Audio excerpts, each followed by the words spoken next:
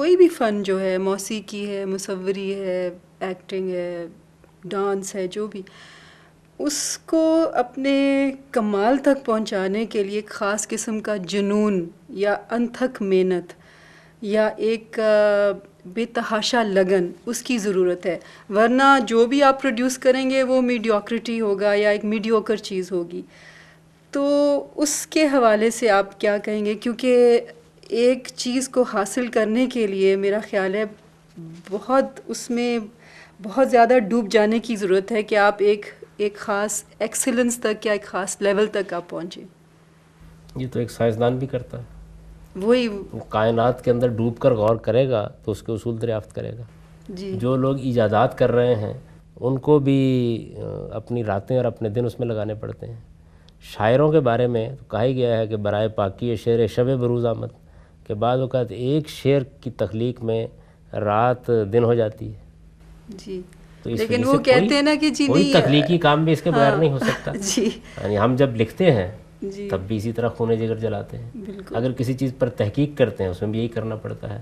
تو کسی فن میں بھی آپ کمال حاصل نہیں کر سکتے، پھر تو جس فن میں بھی آپ کمال حاصل کرتے ہیں اور چونکہ اس میں ڈوب جاتے ہیں تو سب کو ممنوع قرار دینا پڑے گا۔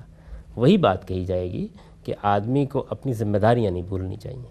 وہ ذمہ داریاں اگر خدا سے متعلق ہیں تو وہ بھی نہیں بھولنی چاہیے، انسانوں سے متعلق ہیں تو وہ بھی نہیں بھولنی چاہیے۔ کوئی شخص اگر مثال کے طور پر گھر سے سبزی لینے کے لیے نکلے اور روزانہ ہی جا کر کسی مجلس میں بیٹھ کے گپیں لگانا شروع کر دے یا دوستوں سے بات چیت کرنا شروع کر دے اور بیوی بیچاری منتظر بیٹھی رہے، تو آپ چوتھے پانچویں دن کہیں گے نا کہ بھائی یہ کیا طریقہ ہے۔